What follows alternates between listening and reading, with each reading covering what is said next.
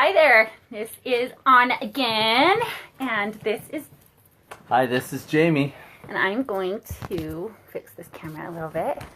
And I'm going to hand it over to Jamie to start talking to you all today. Sorry about the camera. There we go. I'm going to hand it over to Jamie to start talking to you today because he is kind of driving the topic of conversation. Okay. So, and let's, actually for a second, it looks like we haven't really allowed many people to arrive. So let's give Okay. All right. It is a little late. We may not have a huge audience tonight, but at least allow people, hi, how are you? The opportunity to arrive. Okay.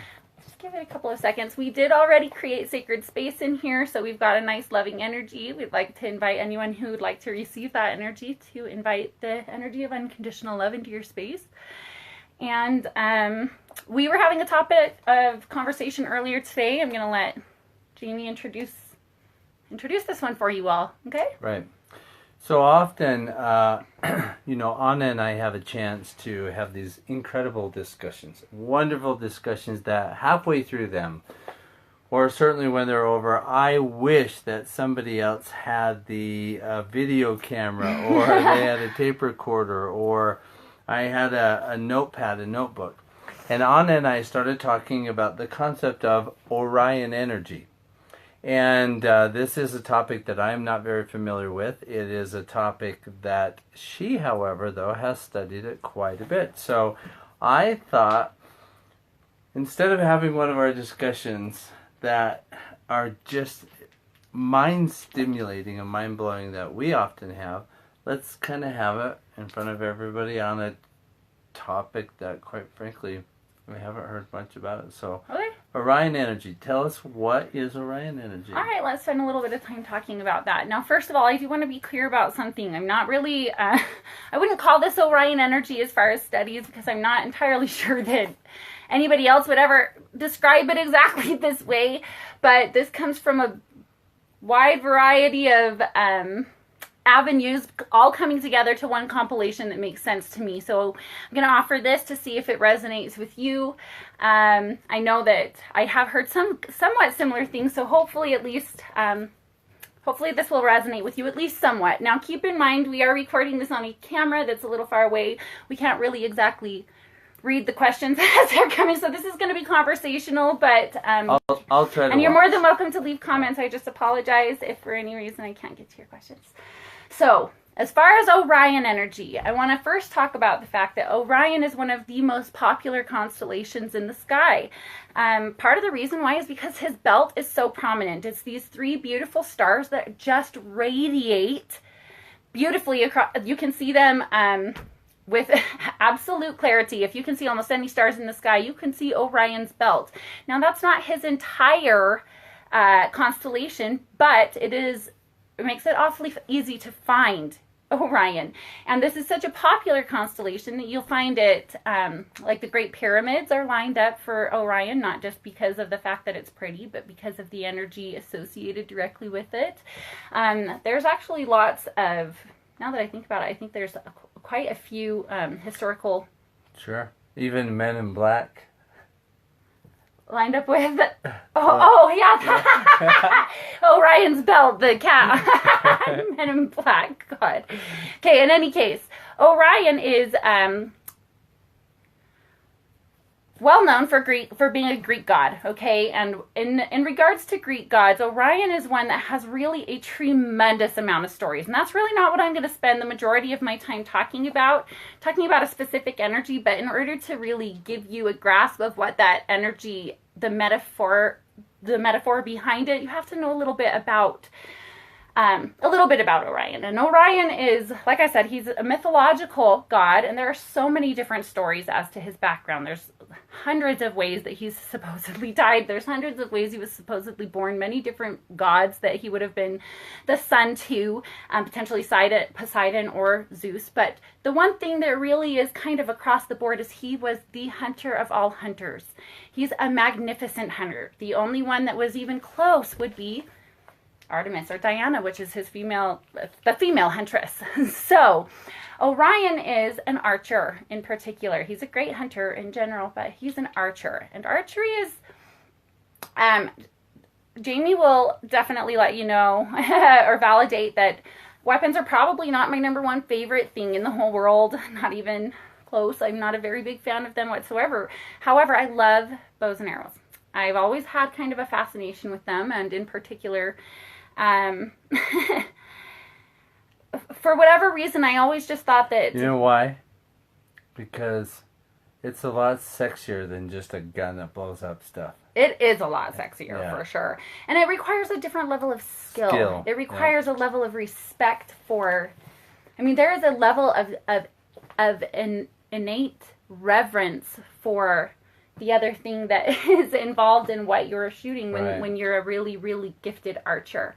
And in that, you have this pullback point where you are aiming at exactly that thing which you have made this connection with, and you don't let go until you're certain of where that bow or where that arrow is planning on going. And so, and we'll get back to that in just a couple of minutes. Now, as far as Orion Energy goes, it has very little to do with the hunter himself, at least in regards to what I think is the most important for the collective consciousness right now. Now, admittedly, if you're a hunter and you just want to channel Orion Energy as hunter energy, that's great, and that is a great way to channel Orion Energy, but this is not the Orion Energy to which I'm referring. Now, Orion in the sky, I believe part of the reason why there are so many stories about him is because at times where people didn't have a lot of access to books, or even when they maybe, many people were not able to read. Reading was not exactly, it was something that mostly rich people did. They still loved to tell stories, and because it was such a prominent constellation in the sky, if they didn't know the history of the hunter, they would make up a story that went with him. But either way, it was kind of known that he was the hunter. Because every night, people went to bed with the same scene. Every single night, and they would see him. Create a story. Exactly. So now his belt and his beautiful bow are pointing towards Sirius. Sirius is also one of the brightest stars in the night sky. And Sirius is, in addition to being just radiantly luminous in light, it's also a radiantly loving energy that comes from Sirian. Right. Well, and from what I understand too is, since we're talking about allegory and parable here, that Sirius has an air or a culture about it, a very philosophical, very... Correct. So now, to us, it definitely resonates with us that there are living and loving beings on many, many, many, many, many planets throughout the galaxy. Now, whether or not you think we're the only planet that has any kind of life on it, I still want to offer you to listen to this, because the energies I'm talking about are still really beneficial for personal growth. But as far as our understanding of reality, it is absolutely a reality that there are living humanoid beings on the star system of Sirius, and that this is a very philosophical and ethical place to live. This is a place that's quite self-governing. They love to talk about philosophy. They love to talk about how to improve. You know, learning is not something, knowledge is not something that people stray from. It's something that they just thirst for.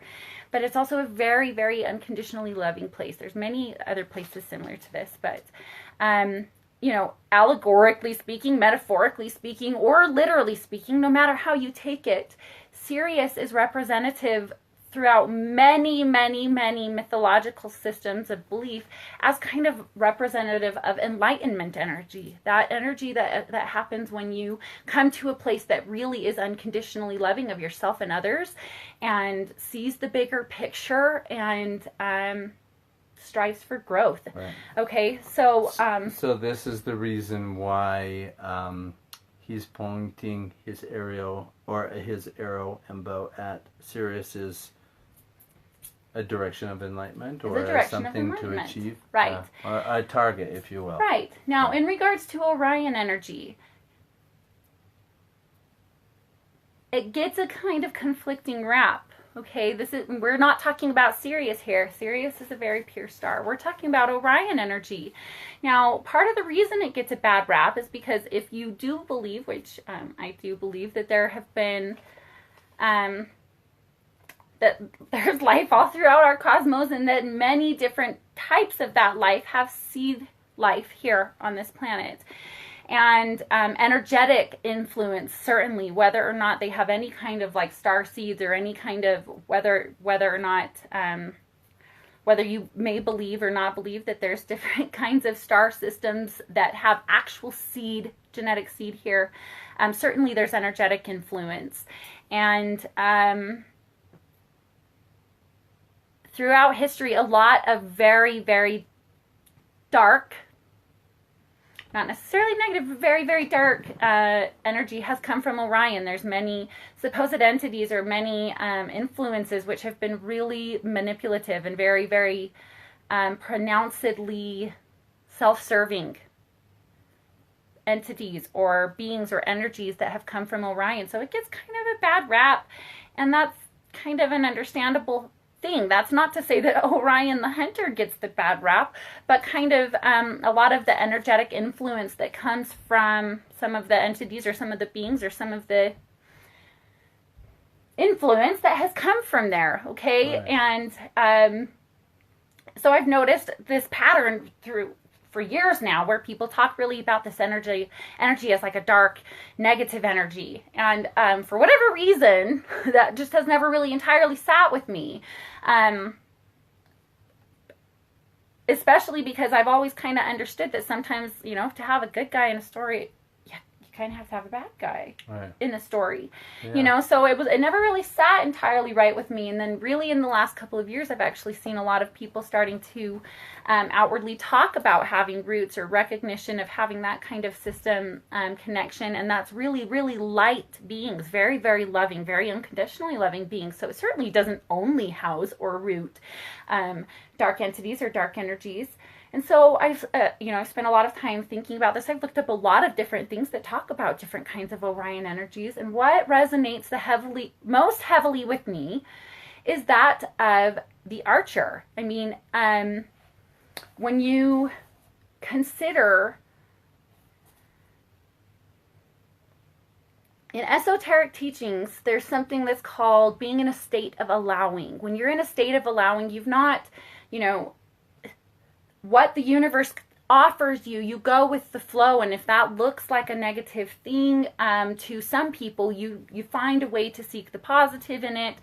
And just to go with the flow is essentially what it is. And when you're not doing that, you're in what's known as a state of restriction. You're kind of fighting the flow of the universe. You don't want to go with changes and adapt. Adaptation is an absolute requirement of the universe. Adaptation and allowing kind of go hand in hand, okay? And being in a state of restriction from a spiritual perspective is not necessarily something that is sought. And yet, when you think about what happens when you pull back the bow of an arrow, it is creating a restriction for the sake of propulsion.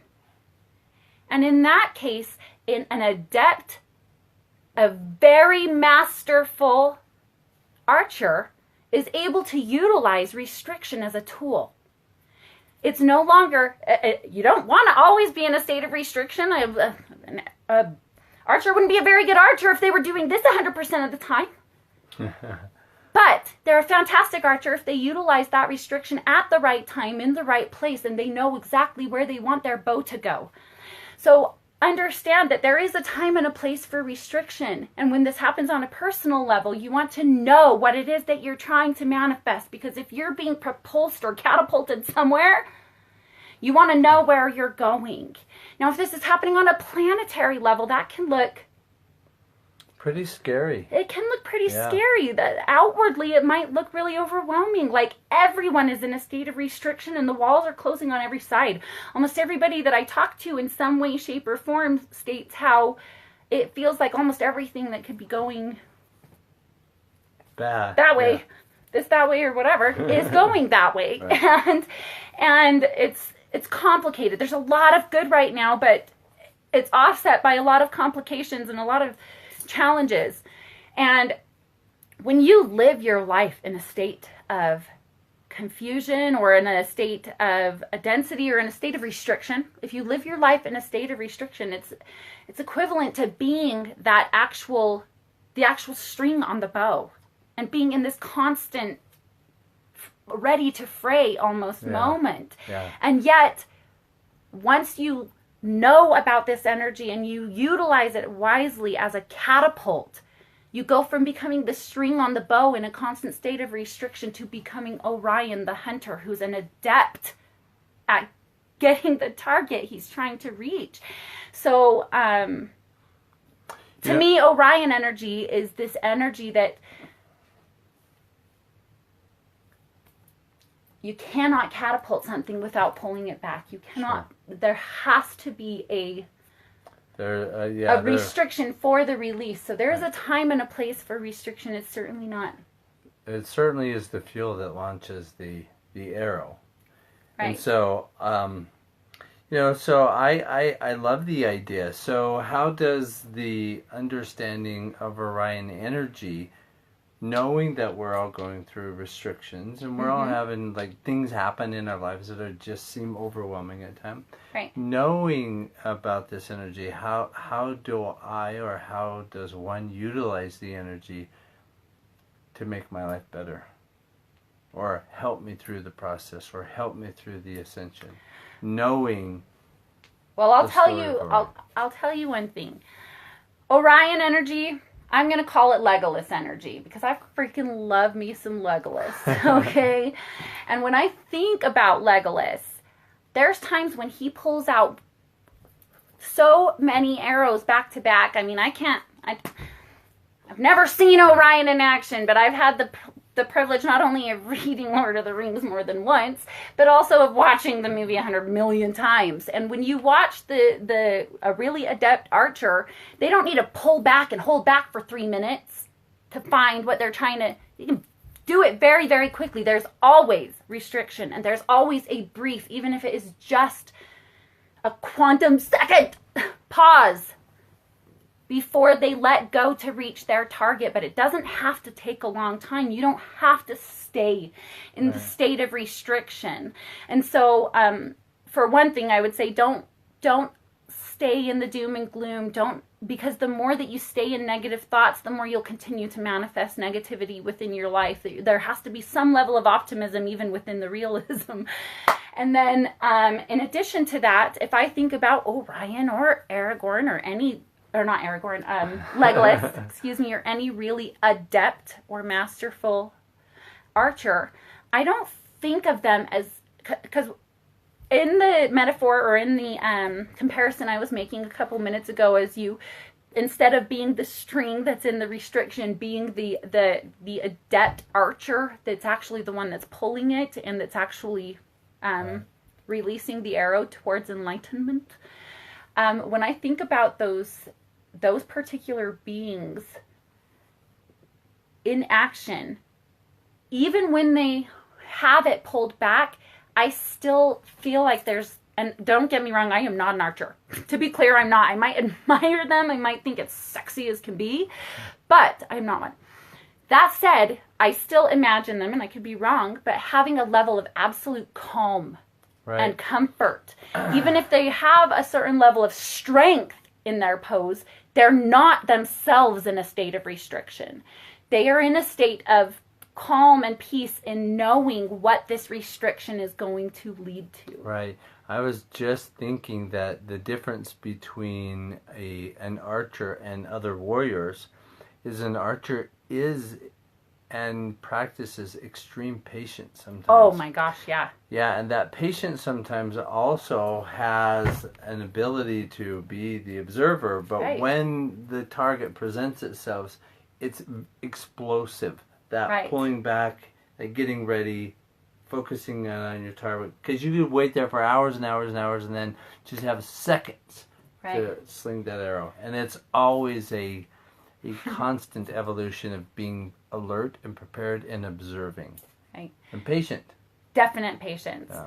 Another thing that I just want to add as a deep, deep lover of Mother Earth, Mama Gaia, Pachamama, Divine Mother, is that one of the things I've always admired also about archers is that, you know, I don't, like, when I think about an archer, I don't really envision them, like, you know, running around houses or running around buildings.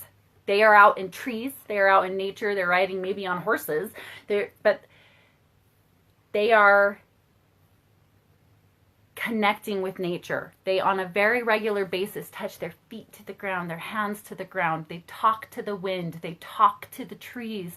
They listen for animals. They get in touch with the sounds that are around them. They're deeply in touch with their primal instincts, but not their fear-based instincts. So I would say this is a good time to get in touch with nature and get a little better at communicating with nature. See how nature communicates back with you. You know, you don't have to actually have a bow and arrow in hand to practice the mindset and the skill set of an adept archer, which would include a deep and abiding love for Mother Nature. So I would say get back in touch with Mother Nature if you're not already. Continue to get in touch with her on a regular basis if you are, and as silly as it may seem, practice communicating with different aspects of nature. You can do it when nobody's looking, but just do it so that you can really see how nature flows back with you and how your communication can take place, because I don't care whether or not you believe that there's consciousness and everything. I absolutely believe that, but the least spiritually inclined human beings you could meet could still go out in nature and feel like they're connecting with nature. You don't have to feel spiritually minded in order to feel like you're connecting with the Mother. And that in and of itself is just flipping good for your heart. So I'm going to go ahead and recommend that one way or the other. Okay. Is there anything else you'd like to know about my explanation of, not Orion specifically, but of a very specific energetic right. force? Well, what I'm taking from this is, you know, obviously this energy can be viewed as negative energy, but some of the positive aspects is to take some of the characteristics of the archer himself. His prowess, his patience, his courage, his ability to communicate and talk with Mother Earth. Certainly. And certainly, but also the dark aspect of the Orion energy is the restriction itself that allows for the propulsion. So it's so, you know, like I look not just at the lives of many of the different students or people that I work with, people that we talk with on a regular basis who feel like the pressure is coming from every direction, but it would be hard not to look at planet Earth and the situation that's going on and see that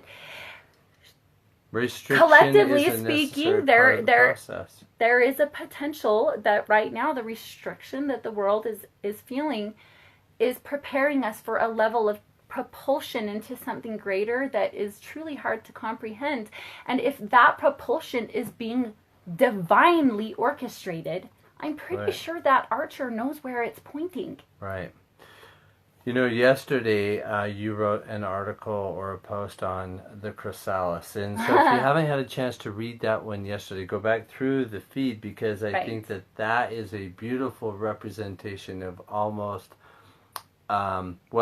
it's talking again about the importance of the restriction and what happens right before we hit that restriction point that hits us the heaviest. Right. So that's great. And it is an important energy. It's an energy that is designed to help us grow. So while it might feel a little uncomfortable sometimes, it's necessary. It's also, you know, better to be in the state of the archer who has a complete calm and knowing that even though right now there's restriction, it's leading to enlightenment. It's leading to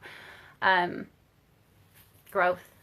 So, I hope this is one that you guys enjoyed. Give us feedback. Feel free to share. Feel free to... Now, also, too, I want to throw out there that if you have any questions that we want to throw at Anna, just email Anna or myself. My email is jamie@dragonflamemindset.com. Probably don't email me. I'd PM me or comment. You're less likely to get a hold of me on an email.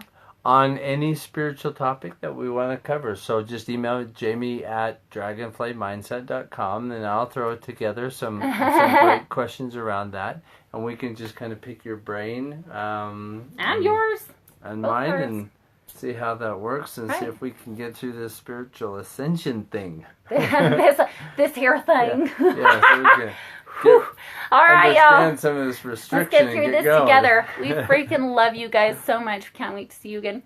Right. And Love and light. Love and light.